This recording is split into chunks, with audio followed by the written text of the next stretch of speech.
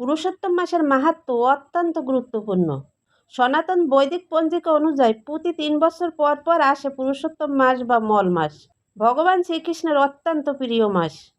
এই পবিত্র মাসে যে কোনো ভক্তিচর্চা, জপ, দান ও ব্রত পালনের ফল সাধারণ মাসের তুলনায় বহুগুণ বৃদ্ধি পায় এবং আধ্যাত্মিক মুক্তি লাভ সহজ হয়। পূর্বে এই মাসকে সবাই অশুভ মনে করত। কেহই পূজা, ধ্যান, গীতা, ভাগবত পাঠ অধ্যয়ন করত না, অশুভ বলে অবহেলা করত। এই মাস কি করবেন, খুব বিপদে পড়লেন। তারপর বিষ্ণুর শরণাপন্ন হলেন। ভগবান বিষ্ণু অত্যন্ত দয়ালু, তাই তার কাছে কেউ আত্মসমর্পণ করলে তাকে ফেলে দিতে পারে না।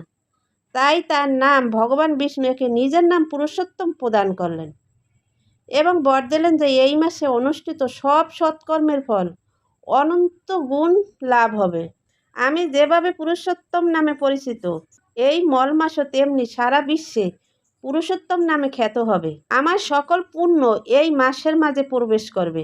আমারই মতো এই মাস সকল মাসের মাঝে শ্রেষ্ঠ হবে। এই মাসে নিষ্ঠাভরে বিষ্ণুর আরাধনা, পবিত্র নদীতে স্নান এবং ব্রত পালন করলে মানুষের পূর্বজন্মের পাপরাশি বিনষ্ট হবে। শ্রীমদ্ ভাগবত গীতা, শ্রীমদ্ ভাগবত ও পুরুষোত্তম মাহাত্ম্য পাঠ করা অত্যন্ত পুণ্যময়। এছাড়া অভাবগ্রস্ত বা ব্রাহ্মণদের দান করলে অসীম ফল লাভ করা যায়। পুরুষোত্তম ব্রতের 33 সংখ্যার বিশেষ মাহাত্ম্য রয়েছে, তাই আপনারা সকলেই চেষ্টা করবেন 33 বার ভগবানের নাম জপ করা, 33টি প্রদীপ ভগবানের উদ্দেশ্যে নিবেদন করা, 33টি ফল ভগবানকে দান করা। এই মাসটি আত্মশুদ্ধি, সংযম ও ভগবানের প্রতি প্রেম নিবেদনের জন্য সর্বশ্রেষ্ঠ মাস। এই মাসে পূজনীয় এবং ভগবানের ভক্তির দ্বারা প্রশংসার যোগ্য।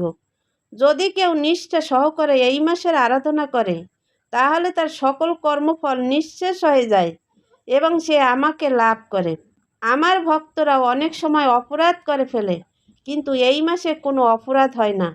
এই মাসে যারা সবচেয়ে নির্বোধ এবং কোনো জপ, ধ্যান, দান, পারমার্থিক উন্নতির জন্যও কোনো কর্ম করে না, ব্রাহ্মণদের প্রতি হিংসাপরায়ণ, এইরকম নিষ্ঠুর পাপী ব্যক্তিও যদি এই পুরুষোত্তম মাসে ভক্তি সহকারে আমার আরাধনা করেন, তারা সম্পদ ও পুত্র আদি লাভ করে, সুখ ভোগ করে, সবশেষে আমার ধাম প্রাপ্ত হয়। শুধুমাত্র বিশ্বাস সহকারে পুরুষোত্তম মাসের মাহাত্ম্য শ্রবণের মাধ্যমেই একজন ব্যক্তি কৃষ্ণ ভক্তি লাভ করতে পারেন এবং তৎক্ষণাৎ সমস্ত পাপ থেকে মুক্ত হয়ে চিন্ময় জগতে ফিরে যেতে পারেন। হরে কৃষ্ণ, রাধে রাধে।